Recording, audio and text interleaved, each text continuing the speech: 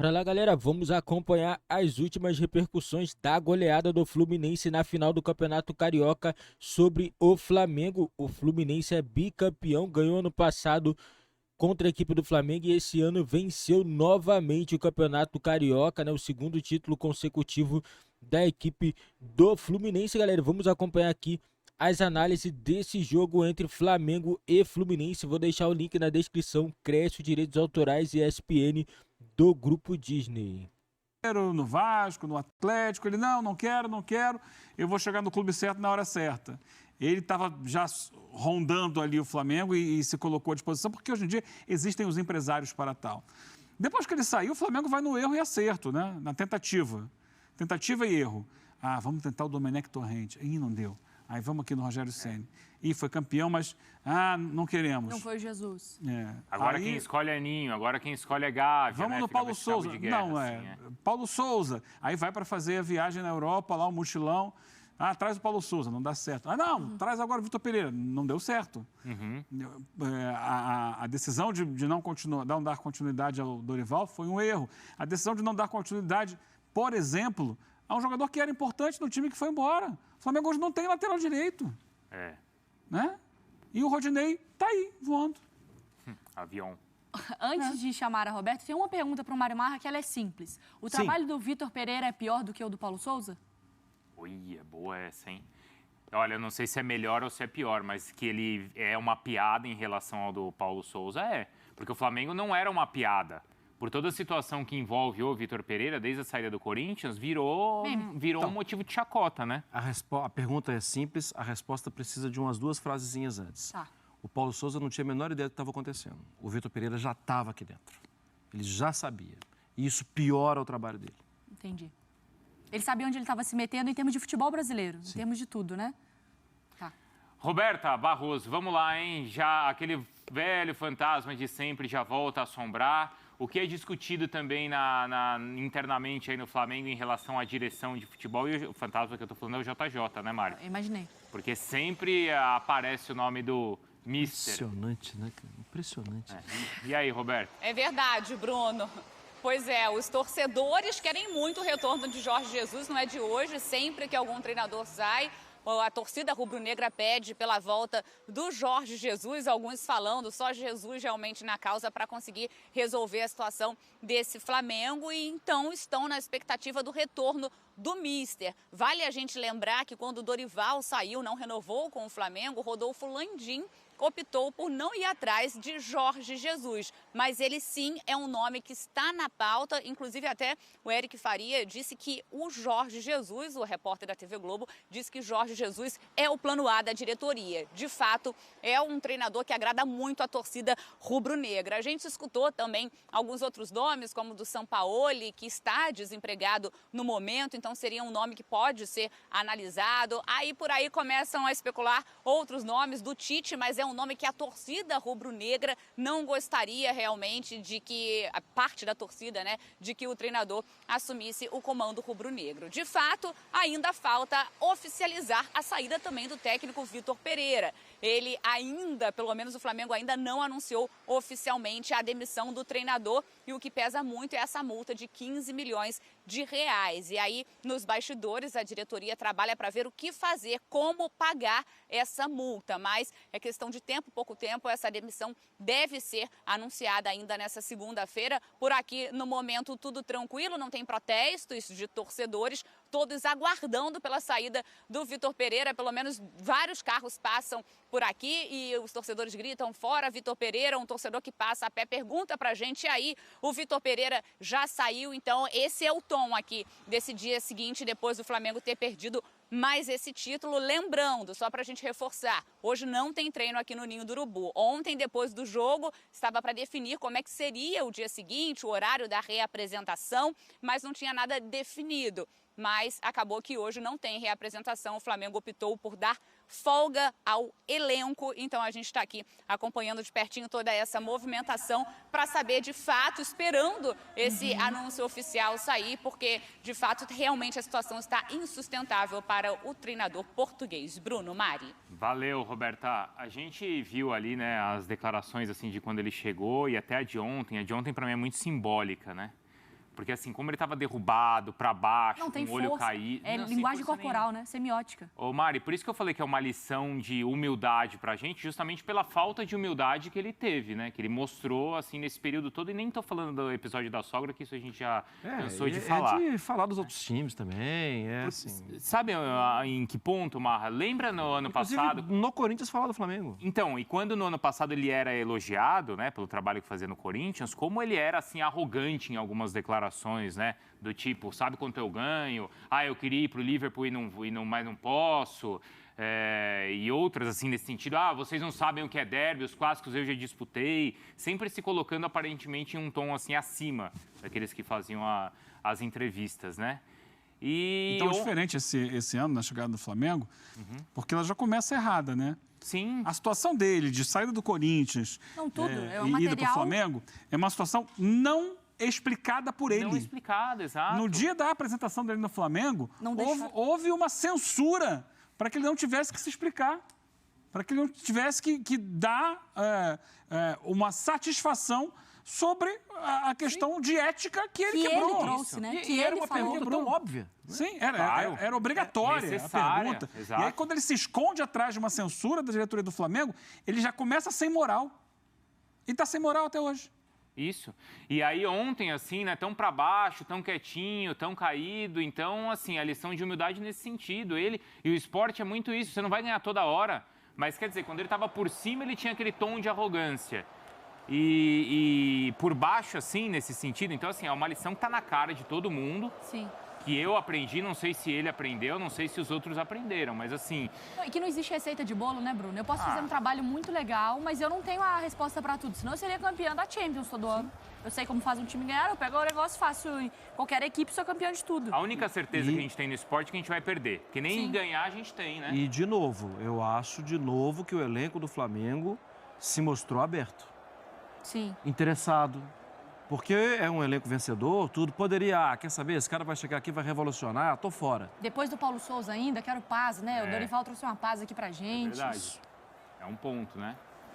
No início eles atenderam e bem ali tudo que o Vitor Pereira pedia. O Eugênio trouxe uma análise pra gente, que eu acho importante a gente falar sobre esse Fla-Flu, porque a gente falou muito sobre o Fluminense na primeira hora, né, assim, elogiando muito, porque fica muito claro também essa questão de técnico, né, Eugênio?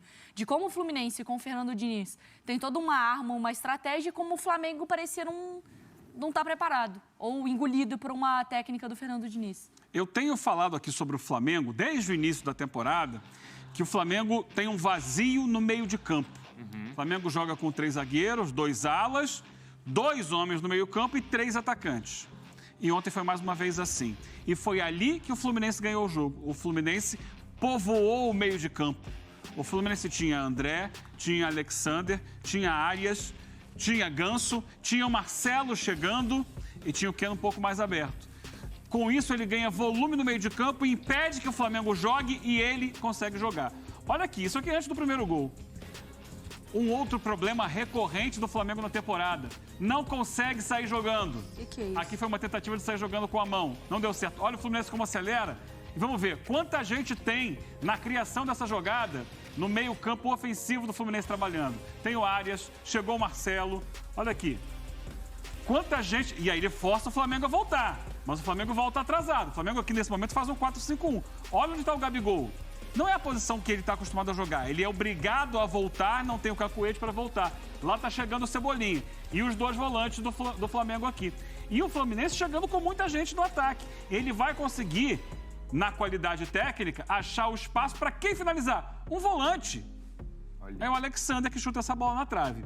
Eu vou pular para outro lance aqui que vai mostrar uma coisa que eu falava que era a atitude, a questão psicológica e, de novo, em cima da saída de bola do Flamengo. Quem vai receber essa bola aqui, no passe do Fabrício Bruno, é o Varela.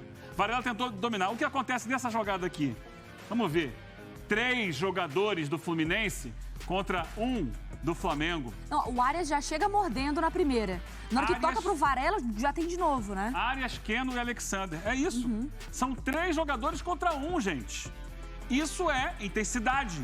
Isso é entender que há dificuldade do adversário em sair da defesa para o ataque. E aqui vai sair o gol. Aceleração. Ah, interessante aqui, ó. Movimento do Arias. Ele vai puxar aqui a marcação e vai abrir espaço para o passe do Keno, que vai sair na diagonal para o outro lado. Olha aqui, ó. Passou, abriu o buraco. Aí ele tem a liberdade com o Cano e a chegada do outro lado do Ganso, que estava mais aberto pela direita. Olha aqui o meio-campo do Flamengo. Sim. 0. Não tem ninguém nessa altura. E daqui vai sair no toque de primeiro do Ganso, assistência para o gol do Cano, que já era o gol, que era o segundo gol do Fluminense. Então, uma série de questões que a gente vê de um lado e do outro. Aqui, de novo, é o quarto gol. O Keno arranca, a gente vai perceber, tenta cortar ali, mas já perde a bola na sequência, o Davi Luiz. Quantos jogadores do Fluminense no meio-campo ofensivo? 1, 2, 3, 4, 5 chegando do outro lado lá. É presença no meio-campo, que é onde se decide o jogo. O Flamengo, mais uma vez, perde a bola e não consegue controlar essa bola. Vai girar, toque de bem pé, é o Cano ali, ó. Chegada do Guga e no rebote, o Alexander pisa na área sozinho, de frente, sem marcação para fazer o gol. Nesse gol, Eugênio, eu fiquei chocada, porque assim, eles estavam exaustos. O jogo, tava todo mundo meio cansado e tal. Mas eu tava vendo em casa, e aí, quando o Flamengo tá com essa bola, eu falei assim, gente, mas talento, assim, sabe? Ele perdeu a bola e tinham 4 caras do Flamengo. Tem como você voltar, por favor, Eugênio? Claro que tem. Na hora que volta o lance, os caras estão meio... Peraí que tá mostrando na nossa tela, tá mostrando. Aí, ó. Olha isso, eles perdem a bola e tá todo mundo meio devagar, ó. Ninguém acelera pra morder, pode ir, ó. Todo mundo amontoado. E não sei o que, aí perdeu a bola, os 4 ficaram lá parados. Os 3 ali se olhando, aí o Fluminense pega a bola, toca e faz a E jogada. a gente vê de novo ali, são 2 jogadores só, o Thiago Maia e o Gerson devagarzinho, ó, dentro da área. O que é isso? Perdendo o jogo. É o controle do meio-campo. No segundo tempo, ele até coloca o Everton Ribeiro, preenche um pouco mais o meio de campo. O Flamengo ensaia melhorar e melhora no segundo tempo em relação ao primeiro, mas é muito pouco. Ainda permite ao Fluminense mais 2 gols que selam a classificação do Fluminense. A classificação não, o título do Fluminense. A Roberta estava trazendo informação pra gente dessa questão do Jorge Jesus, que é um nome óbvio, né, Marra? Seria a primeira tentativa, esses outros nomes que a Roberta trouxe aí, de Sampaoli, o Tite é muito falado, a gente falou aqui da situação do Cudê, o que você acha? Me ajuda a lembrar aqui. O nome do Jorge Jesus, ele tá sempre, né? Mas ele tá sempre na agenda, não do Flamengo, mas da torcida do Flamengo. Porque o Flamengo já teve a oportunidade de trazer o Jorge Jesus já esperou ser procurado, inclusive... Já se ofereceu. Já se ofereceu, tudo, mas o Flamengo tomou outra direção, outro caminho. Eu acho que seria... A gente estava falando aqui, o Eugênio levantou aqui a questão de humildade e tal, humildade versus arrogância. Eu não sei se a diretoria procuraria, numa boa. Porque já teve essa oportunidade, não fez, e dar muito o braço a torcer para alguém que é muito ligado ao torcedor, que é o Jorge Jesus. Eu acho que... Mas seria uma maneira seria o escudo, né? Seria um senhor escudo. Um belo escudo, né? Seria humildade também, mas eu não sei se faria. Pois é, Roberto. E por enquanto, né, a gente fica nessa expectativa para entender qual o movimento da diretoria, porque... E vem cá, a gente está em abril, o Jorge Jesus tem contrato até mais um mês e tanto de contrato, né? Porque aí fica essa questão também de como a crítica também recai sobre a diretoria, né, Beta? Porque a gente fala sobre o Vitor Pereira, sobre as críticas à equipe, mas é isso, os focos também vão para Landim, também vai para Marcos Braz, todo mundo na mira nesse momento. Exatamente, Mari. Ontem no Maracanã, a diretoria foi cobrada também pela torcida. Os rubro-negros até falam, né, que a diretoria precisa assumir os BOs, né? Porque teve o planejamento da reapresentação do time, o time acabou sendo reapresentado depois, e aí demite o técnico Dorival Júnior, que só ganhou a Libertadores e a Copa do Brasil, mas aí apresentou um baixo rendimento ali no final do Campeonato Brasileiro, então decidiu pela saída do técnico e a contratação do Vitor Pereira. Então são alguns erros, isso nesse final de ano. Fora nessa gestão também outros técnicos, treinadores foram demitidos. O Flamengo até agora gastou quase cerca de 22 milhões em multas rescisórias. Teve a saída do Domi, teve a saída do Rogério Ceni, a saída também do Paulo Souza, teve que pagar pelas demissões desses treinadores. Lembrando que Renato Gaúcho e Abel Braga pediram para sair, aí não tiveram multas, mas já também eram situações que estavam complicadas ali, era questão de tempo. E aí o Flamengo agora, com essa multa de 15 milhões de reais por uma decisão da diretoria de trazer Vitor Pereira para substituir o técnico Dorival Júnior. Então a torcida está bem chateada, pegou ontem no pé da diretoria,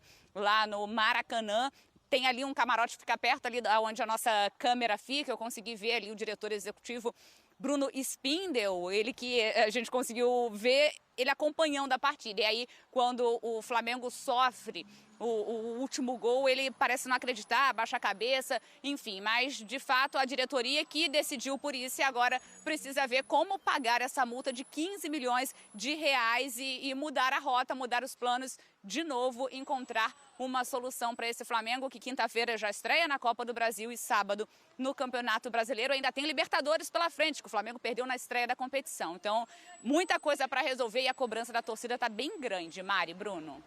Pois é, Beta. Obrigada, viu, pelas informações. Bom trabalho, boa sequência aí, que qualquer coisa que atualizar lá, a Beta traz pra gente aqui na programação da Galera, tem muita coisa ainda para ser resolvido no Flamengo. O Fluminense é só festa, é campeão, deu um baile, o torcedor não se arrependeu que compareceu ao Maracanã. Já o torcedor do Flamengo, né, ficou muito triste após essa derrota, né, derrota amargante para o Flamengo. O Flamengo tinha um resultado na mão, tinha um resultado de 2 gols, né, mesmo assim o Flamengo foi lá e levou uma baita goleada. Vitor Pereira mais uma vez perdendo com a sua arrogância e teimosia, né? O cara joga sempre com 3 zagueiros, pensando que não vai levar gol, e o Flamengo só tá levando gols nos últimos jogos. Já perdeu contra o Alcas, levou 3 gols, né? Sendo que um gol foi invalidado, enquanto o Fluminense levou 4 gols. O Fluminense deu um baile em campo, tática total. Diniz consegue comandar muito bem essa equipe, a equipe tem toque de bola muito bonito e foi merecido esse título do Fluminense. Fluminense bicampeão carioca. Galera, coloca nos comentários aí o que vocês acharam desse título do Fluminense. Também falam também sobre o Flamengo, o que vocês estão achando desse time do Vitor Pereira. Será que vai rolar demissão hoje ou a diretoria do Flamengo vai bancar a continuidade do técnico Vitor Pereira? Coloca nos comentários a opinião de vocês aí, galera. Não esqueçam também de deixar seu like, se inscrever no nosso canal e ativar o sininho das notificações para você não perder nenhum vídeo aqui do nosso canal.